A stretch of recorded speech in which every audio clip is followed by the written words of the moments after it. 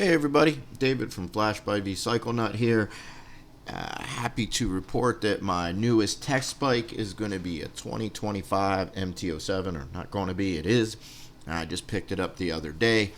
It's end of January here in the Pacific Northwest, and it's a bit cold for really to me to start my development.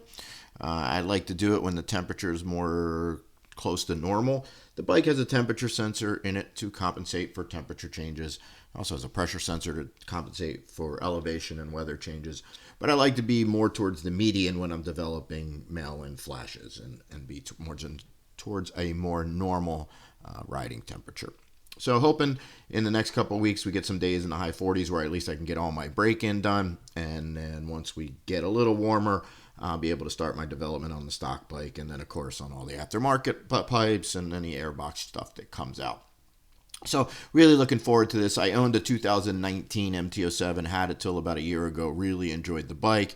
In 25, Yamaha has updated the MT07 in a lot of ways. The base configuration of the motor is unchanged, slightly disappointing. They could have picked some low-lying fruit and made some better power. But there's definitely the chassis better, suspension's better, and big news for the tuning world is that it's now fly-by-wire, and the ECU settings very much resemble what we would see in the MT09.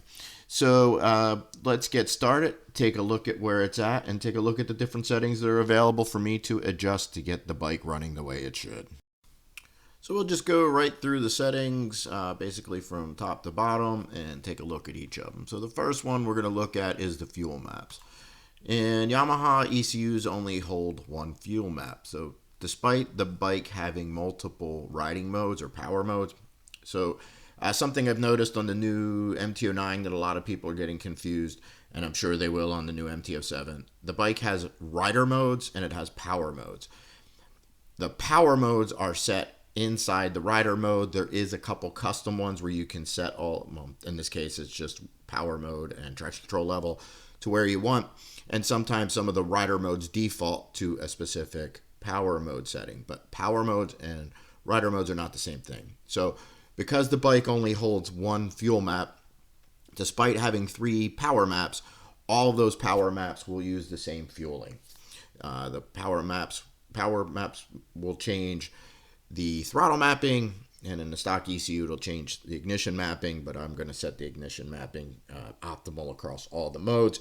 So in essence, after the flash, what you'll just be changing is the throttle mapping, and at no point does it ever change fuel mapping. So sometimes people get in their head, oh, I'll change to power mode 3 and I'll get better fuel mileage. It doesn't work that way. You're going to get the same fuel mileage in all of the modes.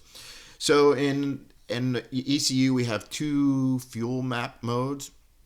We have a pressure and a TPS. And the pressure is what we use for low speed, steady state throttle and smaller throttle openings. And what it does is it overlays the IAP with the TPS throttle map, or fueling map, and it biases more towards one or the other. So around idle, just off idle, steady state cruising, smaller throttle openings, lower RPM, we're more biased towards this pressure map. And then as the RPMs come up and as we get to larger throttle openings, we bias more towards this TPS map. And once we get to approximately 50-60% throttle and over 6,000 or 7,000 RPMs, probably even earlier on this ECU, we end up fully on the TPS map. So for steady state cruising, to get the throttle response we want, for the bike to just be smoother, I spend a lot of time on this pressure map, data logging the bike while riding it in real world road conditions. That's a lot. That's a mouthful. So I spend a lot of time on this map. Traditionally, most bikes, especially these Euro 5 bikes, are very lean on this pressure map, and actually rich when we get over to 100% throttle. I haven't put this up on the dyno yet to see where it's at, but my guess is, especially being it's a Euro 5 bike, that is where we'll be at. And so what you'll find after the flash when I fix this, even with the stock pipe, is the bike will just feel smoother. When motors are on the lean side, they get a little harsh and buzzy feeling, and the bike gets a little hypersensitive to throttle inputs. by fixing this and putting the air fuel where I want it and going for the feel that I want, you'll notice that overall the bike will just be smoother and it'll just have better throttle response and feel better all around and just be more fun to ride. I'm going to guess on this bike, there are some throttle restrictions. We'll look at that in a second. But quite like the old MT07, the gains will not be significant on the dyno. So remember, a dyno only measures full throttle performance. Unfortunately, I can't quantify all these part throttle improvements that I can make, but it'll just be based off feeling. You'll know very much right away that the bike has been properly tuned and very precisely dialed in at these pressure things. So that's that. Next group of settings we're going to look at is the ignition maps. And on any Euro 5 bike, the ignition restrictions are horrible, but good Lord, is this just brutal. So when Yamaha did the update in 21 with the MT07, it was 2020, they really took away a lot of the stock ignition timing and really, again, the part throttle response, I was able to make huge improvements, very noticeable as soon as you ride the bike. And they're even worse on this. I'm a bit shocked that the bike runs decently with these. I mean, we've got negative timing numbers up here. None of these are optimal. These are just brutal timing numbers. I will have to spend a ton of time on these. Ignition timing on the dyno is pretty easy. You just make a change, test it, see if it makes more or less power. It's all these ones that are in the middle that take a lot more time, a lot of riding, again, a lot of data logging, and a lot of stuff to look at. So it will take me a bit of time to really get these dialed in exactly where I want them, but the work, again, will be worth it. And what you'll notice is, again, just better part throttle response, more power in partial throttle roll-ons. Again, I haven't ridden the bike yet because it's only like 43 degrees, but I can imagine that it's going to feel quite neutered when rolling into the throttle with these maps. And like I said, what I'll do is, like, these do change from mode to mode, and what I'll do is figure out what is optimal, and I will just apply that across all the 3 power modes. So you'll get the best ignition timing in each mode available to you at any time. The next section that we're going to look at is what lies under other maps. And the first one we're going to look at is the electronic throttle ETV. So this is the fly-by-wire maps. And this is, for me, the most exciting thing on the new MT07. Technology tends to get a bad rap. People like, things more analog. But for somebody that really exploits these for all that they're worth, they really can make nice improvements on the bike. And so we have 3 power modes. My plan at this point is to make mode 1 aggressive and snappy, able to control it, but it'll be a nice snappy mode, not meant for absolute throttle control. Mode 2 will be very linear and smooth, and probably what will be best at any time that you're aggressively cornering and want precise throttle control. Mode 3 will be very slow, safe, and soft if you're in crappy conditions, though the bike has traction control, which will help. But will just help the bike be really easy to control. When I'm done, all 3 modes will make full power at full throttle. Currently, modes 1 and 2 both have the same throttle mapping and give you the best power that's available. But as we'll see shortly, none of them are really making best power. So first, when we look at this, is we can see mode 1, gear 0. So we'll just go mode gear 1 and take a look at this. So Yamaha always does this really bizarre, unnatural feeling thing. And they change the throttle opening when your wrist isn't changing, but the RPMs climb. And in general, what they've done on other bikes is, as the RPMs climb, that the throttle will open more. But I mean, you're not going to feel the difference between 4.0 and 3.9% right here at this 11% throttle. So what this represents, real quick, this is what you have your wrist turned. This is the RPM we're at, and what falls down in that chart at that space is what you actually get. You may be surprised to see that we really don't even get to our actual throttle opening till pretty far out here, right? And this is mode 1, so this is the most aggressive. So, I mean, do we ever? Yeah, for like, what's this? We'll get to that in a second. Let's stick with this low shit. I got sidetracked, sorry. So, what you'll notice is the RPMs climb here. We got this place where it dips a little. Again, I don't think you'll feel that, but that makes no sense. And then we get here where the throttle starts to climb. And we see some ones that I do think you'll feel. Like, this is 1.2% larger throttle opening going from 6 to 7,000 RPMs if you're leaving your wrist totally still. And what this does is, besides feeling really freaking bizarre if you're just kind of holding your throttle steady, is it makes the on and off throttle response even more harsh. So we're going to go over the engine braking tables, but a lot of people will contact me and say, you know, I'm afraid you're going to really decrease the engine braking. And so then I got to have a little conversation about clarifying what engine braking is. On the old MT07, there were no engine braking settings, but a lot of people have the impression that, like, wow, it decreased the engine braking, and you can a little bit with better fuel mapping. Engine braking gets a little less but not much. And what engine braking truly is when you have your wrist fully closed. When you back off a little bit and the bike falls onto its face, that's more of that lean fueling I was talking about earlier, and the bike becoming hypersensitive to throttle inputs.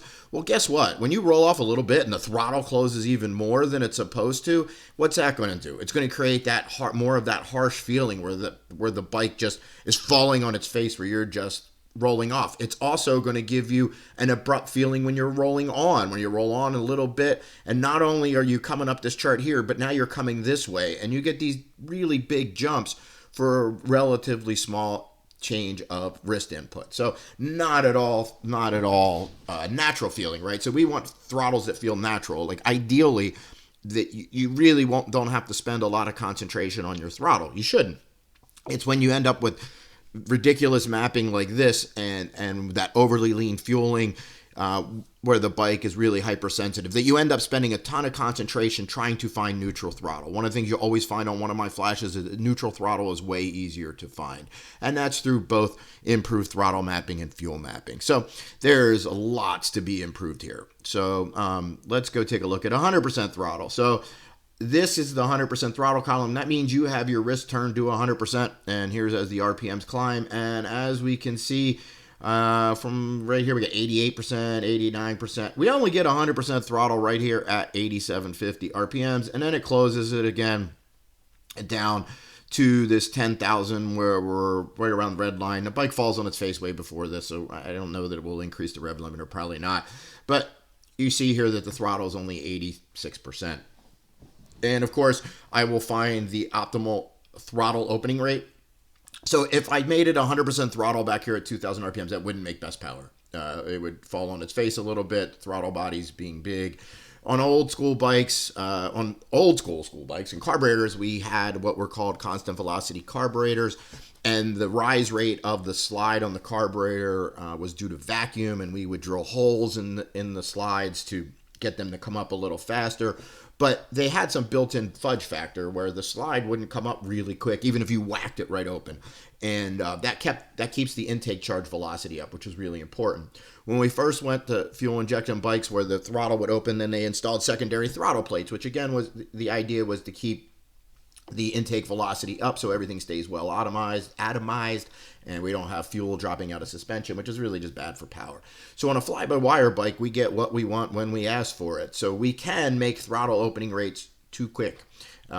So I spend a considerable amount of time. This is done on the dyno, testing and seeing what's the best throttle opening rate. And then obviously once we get to the best throttle opening rate, 100% is always going to be 100%. And then we'll work these backwards. Now, you might look at this and think, holy crap, we're only getting 86% throttle. Man, we're going to get really big gains. And in my experience, that doesn't make the change number as large as you would think it would. On the original MT09, Gen 1, Gen 2, there the restriction was more in the head. So literally on those bikes, I could restrict the throttle at wide open to 80% throttle, and you would almost get the same identical run back because the throttle itself was not the choke point. So while these numbers seem very discouraging or encouraging, depending on how you look at it, like, wow, we're going to get big gains, don't expect that. It's generally not as big as you would think. But there still should be definitely room for improvement in power here. We will, like I said, make throttle 1 will be aggressive and more of a snappy throttle. Throttle 2 will be a nice smooth linear throttle, and mode 3 will be nice and slow and soft and safe, but they will all make full power at full throttle.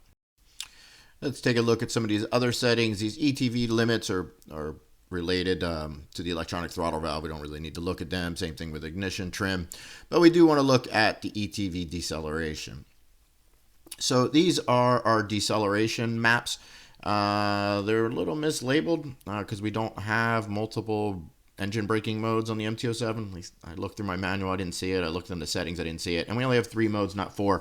So I will have to play with these a little bit and see how they really truly react when I'm testing. But what I do is, so a lot of times, especially when combined with the stock throttle mapping, I find that the deceleration, closed throttle engine braking, it doesn't feel linear and smooth, and sometimes we'll have places where you'll feel it kind of less and great. And so again, road testing is really important for this. These are not able to be tested properly on the dyno. If somebody's only doing dyno tuning, they're probably not messing with these maps anyway. But you just can't get a good idea for deceleration on a dyno.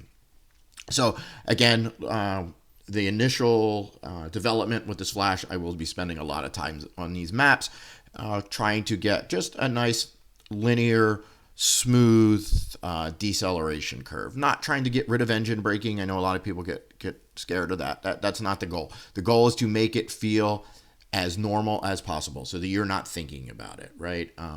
So that it just feels natural when you close the throttle, how much the bike decelerates.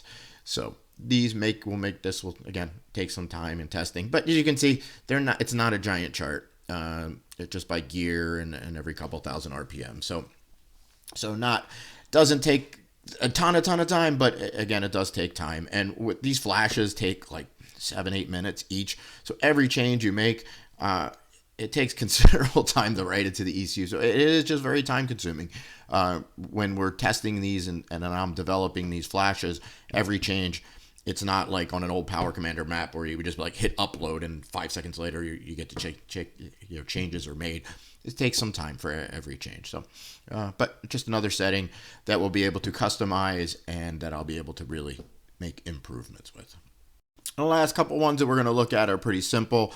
The first one is limiters. This is where the rev limit resides. As I said, I'm pretty sure, confident until we get into the airbox that this will probably stay stock because the bike is falling off pretty good before we get to there. Note, on my old MT07, I actually have cams that I developed, or I didn't develop them, but they were developed for me to my specifications and for sale on my website. Pushing the red line on these, I don't know for sure that Yamaha used the same valve springs that they did on the old MT07, but they are a weak point. So even when you're in, like if you install the Horde intake on the old MT07 and you start bumping up that rev limiter, be careful. I actually had a valve float and kicked out a keeper on my MT07 before just by missing a shift. So the valve springs are pretty weak. So we'll be careful when playing with this, not to get too aggressive. Under advanced settings, we have our fan temps that we kick on, idle speed, and then we have some boxes, disable top speed limiter, disable. I just want to clarify what you're about to hear. Disable closed loop turns off the O2 sensor. I will be using that on the American models and Canadian models that have one O2 sensor. The disable catalytic converter, that's what I won't be using because that's for the second O2 sensor on European models. Just some clarification. Disable top speed limiter, disable closed loop. For those of us in the United States with one O2 sensor, this doesn't apply. Disable fuel cut, which gets tons of credit and tons of blame for everything in an ECU, but it's a small difference, helps smooth out the on and off throttle. Front wheel speed fault code is more for when we're dynoing it, so we don't have to reset the codes every time we do. And I didn't see an evap on the bike, but if there is one in certain markets, we should be able to disable the code for that. So that is all the settings that are available. I'm sure this video turned out to be pretty long. If you're still here, thanks for watching. I really do appreciate all of you. And super excited as this weather warms up to get out on this new MT07, feel how this new suspension feels. I'll be making plenty of videos, plenty of content. For those of you that are interested in the bike, I'm sure you can't get enough of it because there's really not that much out there, it doesn't look like. So let's see what we can do with it, and then we'll start modifying and doing all the fun stuff that I like to do. So thanks guys for watching. Remember to subscribe and like button for more motorcycle, I guess I should say like and subscribe for more motorcycle related content, and keep that dirty side down and have a good one.